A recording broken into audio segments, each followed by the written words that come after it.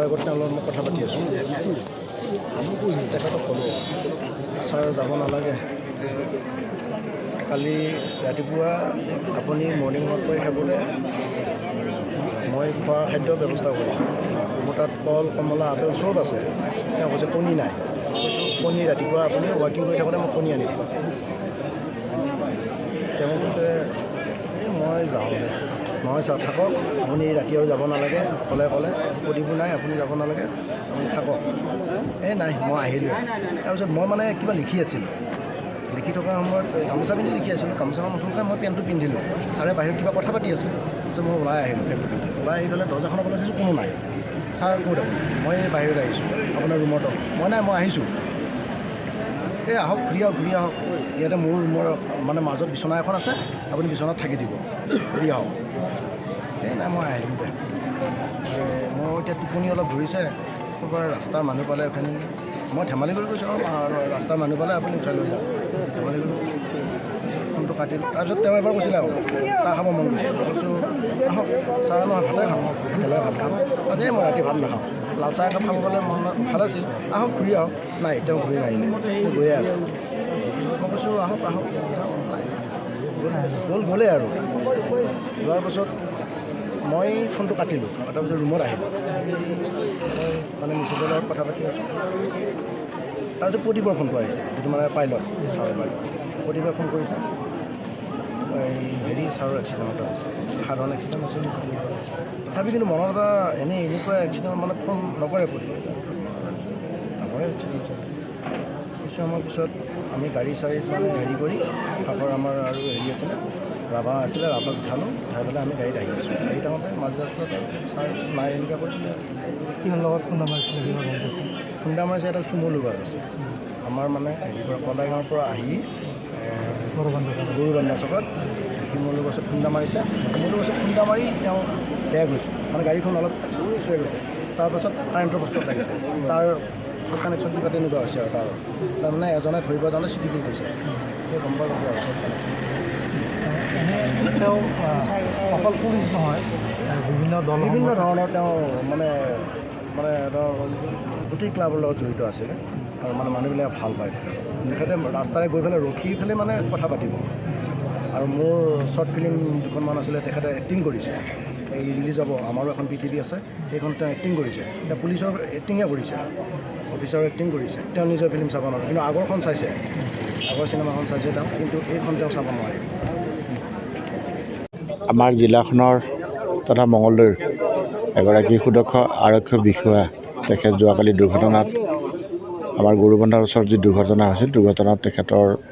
প্ৰাণনাশ হয় তেখেত এগৰাকী খুব ভাল খেলুৱৈ আছিল আৰু মোৰ অতি দুখ লাগিছে এইকাৰণে যে তেখেত মোৰ সহপাঠী আছিল আমাৰ লগত একেলগে পঢ়া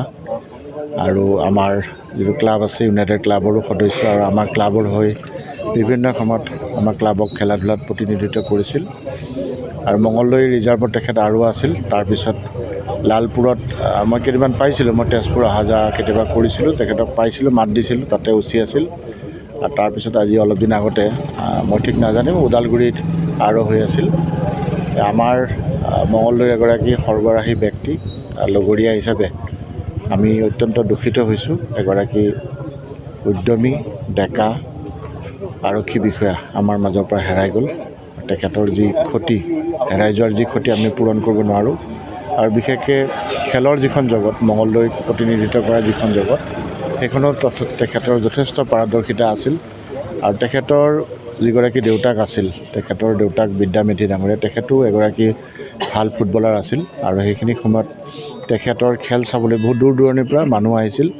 আৰু আমাৰ বিশ্বাস আছে বা আমি জানো যে তেখেতে যেতিয়া ফুটবল খেলা চাই দেউতাকে তেখেতে ওচৰত থকা মানুহকে কেতিয়াবা খামুচি ধৰে যে ইমান মানে খেলৰ প্ৰতি ঘৰখনৰ দেউতাকৰ বা ল'ৰাগৰাকী বা তেখেতৰ পুত্ৰ গোটেইখিনিৰে খেলৰ প্ৰতি খুব এটা ভাল তেওঁলোকৰ পাৰদৰ্শিতা আছিল এগৰাকী পাৰদৰ্শী ব্যক্তি আমি হেৰুৱালোঁ আমাৰ মঙলদৈবাসীৰ এটা অপূৰণীয় ক্ষতি হৈছে আজি আমাৰ কাৰণে খুব এটা দুৰ্ভাগ্যৰ দিন বুলিয়ে কৈছোঁ জুবিন গাৰ্গ হেৰুৱাৰ পিছত আমাৰ অতি আপোন একেলগে ডাঙৰ হোৱা খেলা ধূলাৰে আমাতকৈ এক ক্লাছ ছিনিয়ৰ আছিল যদিও আমি কেতিয়াও মানে সেই বস্তুটো নাছিলে তাৰ লগত আমাৰ বেছি ঘনিষ্ঠতা হৈছিলে খেলৰ জৰিয়তে দুলুমণি মেধি বুলি ক'লে সেই ঘৰখনে দেউতাকৰ বিদ্যাৰাম মেধি তেখেত খেলৰ জগতৰ লগত জড়িত আছিল সেই সূত্ৰে আমাৰ এটা খুব পঢ়া দিনৰ পৰা খুব অন্তৰংগ আলাপ আছিলে আৰু কি হৈছে কাবাডী খ' খ' দুলুমণি ক'ত নাই কাবাডী খ' খ' ফুটবল এথলেটিক্স দৌৰাত চবতে আগভাগ লৈছিলে আৰু খেলাৰ প্ৰতি ইমান ৰাপ আছিলে দৰঙৰ বিভিন্ন সময়ত তেখেতে খেলিবলৈ বা উৎসাহিত কৰিবলৈ নতুন নতুন প্ৰজন্মক আগ্ৰহ কৰিছিলে তাৰ লগে লগে যেতিয়া সি চাকৰিত জইন কৰিলে তেতিয়া চাকৰিত জইন কৰাৰ পিছত তাৰ সেই ধাৰাটো অব্যাহত ৰাখিছে আৰু চবতকৈ দুলুমণি ভাল লগা কথাটো আছিলে সি চবৰ লগত বন্ধুত্বপূৰ্ণ এটা ব্যৱহাৰ আছিলে সৰু ডাঙৰ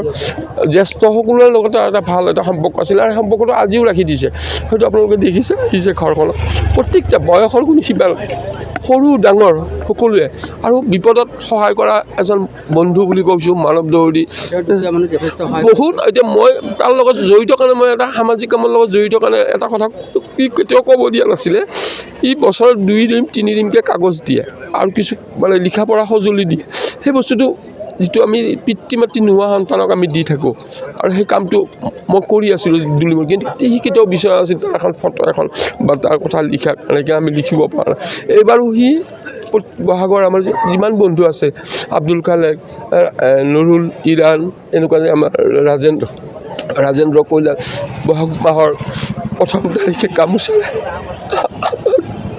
পৰিয়ালৰ সৈতে ওলগ জনাইছিলে সেই কথাটো বেছি আমনি কৰিছে যে সি যাব বুলি হেৰিত গম পোৱা মতে কলাগড় গৰুবান্ধাত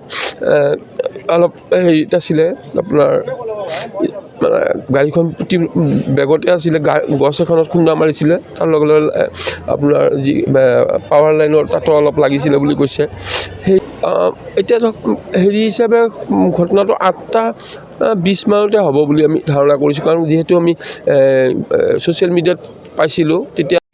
যিকোনো খবৰ বিজ্ঞাপনৰ বাবে যোগাযোগ কৰক 7896121996